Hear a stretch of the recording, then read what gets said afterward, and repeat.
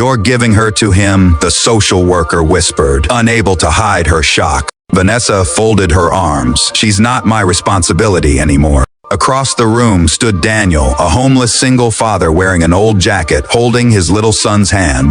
He looked embarrassed just to be there. Everyone thought the beautiful 12-year-old girl beside Vanessa had just lost everything. They pitied her. They judged Daniel. But no one in that room knew the quiet promise he had made years ago, or why this heartbreaking decision would change every life involved. Emma had lost her mother when she was only 6. Her father, Richard, tried his best to raise her alone until he married Vanessa, a woman who loved expensive clothes, fancy parties, and attention. At first, Vanessa acted like the perfect stepmother. She smiled for family photos. She bought gifts when people were watching, but behind closed doors, Emma became an inconvenience. She cleaned the house, she ate after everyone else. She learned very quickly that silence caused fewer problems. Then tragedy struck again. Richard passed away after a sudden illness. Everything changed overnight. Vanessa inherited the house, the cars, and control over Emma. What nobody knew was that Richard had trusted someone else with his greatest secret. Months before his death, he had asked his lifelong friend Daniel to make one impossible promise. "If anything ever happens to me, don't let Emma grow up believing she wasn't loved." Daniel had promised. He never imagined he'd be homeless when that promise came due. Life had not been kind to Daniel. He had lost his construction business after paying for his wife's cancer treatments. She didn't survive. Soon afterward, debt swallowed everything he owned. Now he lived in a family shelter with his 8-year-old son, Noah. Despite having almost nothing, Daniel volunteered every evening. He fixed broken furniture, helped elderly neighbors carry groceries, read bedtime stories to children whose parents worked late. People respected him, even if society barely noticed him. Meanwhile, Vanessa became more impatient with Emma every day. "You eat too much. You ruin every vacation. I can't rebuild my life while dragging you around." Emma stopped arguing. She simply nodded. One afternoon, Vanessa walked into Emma's room carrying a trash bag. "Pack your things." "Where am I going?" "A better place." Emma looked around her tiny bedroom one last time. The only thing she packed carefully was a worn photograph of herself with her father. At the family services office, Vanessa signed paper after paper without reading them. "I don't care where she goes," she said coldly. "I just want my freedom." The room became painfully quiet. The social worker hesitated. "There is one approved guardian." Vanessa barely looked up. "Fine." Daniel entered holding Noah's hand. His shoes were worn. His coat had been stitched several times.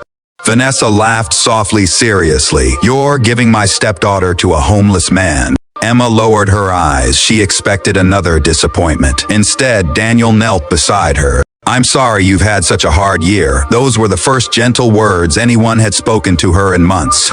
The shelter wasn't beautiful. The rooms were small. Dinner was simple. Sometimes it was soup. Sometimes sandwiches. But every meal began the same way. Daniel waited until both children served themselves first. Noah shared his favorite blanket. Emma helped him with homework. Slowly, the tiny room started feeling more like home than the mansion she had left behind. Daniel never called her "your father's daughter." He simply said, "our family." Weeks later, Emma noticed Daniel disappearing every afternoon. One day she quietly followed him. Instead of searching for food, he was restoring old furniture. Inside a community workshop, every piece he repaired looked perfect. An elderly businessman watched him work with amazement. "You still have those hands." Daniel smiled politely. "They're all I've got." Emma didn't understand. "Not yet." 3 days later, a black luxury SUV stopped outside the shelter. Everyone stared. A well-dressed woman hurried inside. "Mr. Daniel Carter." Daniel looked confused. "Yes," she smiled. "I'm Laura Bennett from Bennett Heritage Furniture." Emma remembered the elderly businessman. Laura continued, "My father recognized you immediately. He said you once designed the handcrafted dining collection that saved our company 20 years ago." Daniel looked speechless. That was a long time ago." Laura nodded. "My father has been searching for you. He wants you to become our new master design director." The salary was enough to change everything. Housing, healthcare, education. A future Daniel quietly looked at Emma and Noah before asking only one question. "Will there be enough room for my children?" Laura smiled. "As many rooms as they need." Emma burst into tears, not because of the money, because someone had finally chosen her. Weeks later, Daniel and the children moved into a comfortable home. Nothing extravagant. Just warm, peaceful, safe. Emma decorated her own bedroom for the first time. She placed her father's photograph beside a new family picture. Vanessa soon heard the news.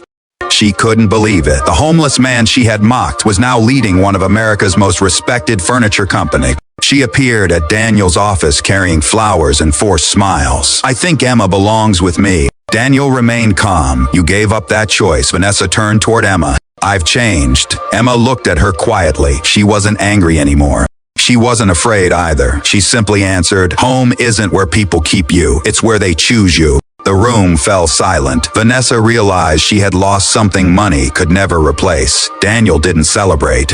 He didn't humiliate her. He simply took Emma and Noah home. That evening, the three of them laughed over homemade pizza while planning Emma's first school art competition.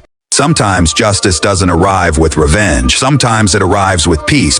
Years later, Emma often told people that losing one family allowed her to find another. Not the richest family, not the most powerful, but the one that loved without conditions. Because kindness is never measured by the size of your house. It's measured by the space you make in your heart for someone else.